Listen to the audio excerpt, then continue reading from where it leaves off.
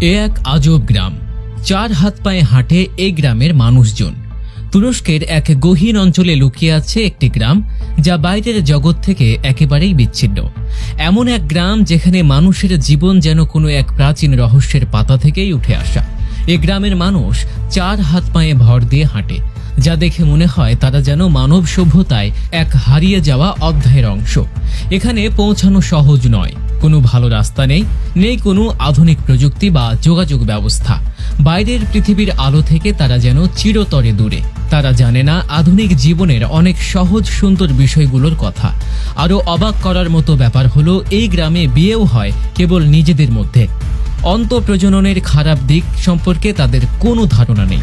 এমনকি কেউ যদি জানাতেও চায়, তারা তা শুনতে আগ্রহী নয়। এই গ্রামের মানুষজন কেমন করে এমন এক বিচ্ছিন্ন গ্রামে টিকে আছে, কিভাবেই বা তারা নিজেদের এই অদ্ভুত জীবনধারায় মানিয়ে নিয়েছে?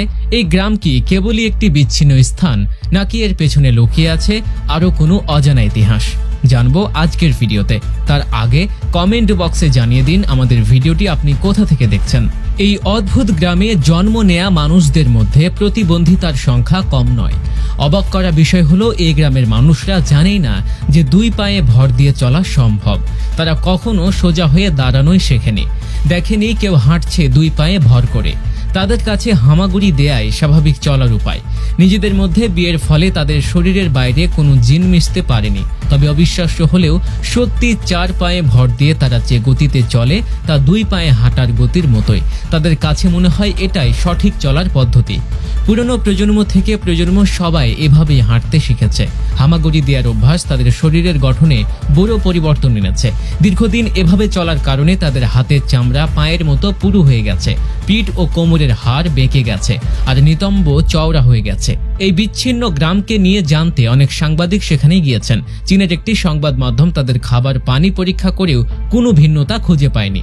তবে গবেষণায় জানা গেছে, এই মানুষগুলোর গড় আয়ু সাধারণ মানুষের চেয়ে অনেক কম।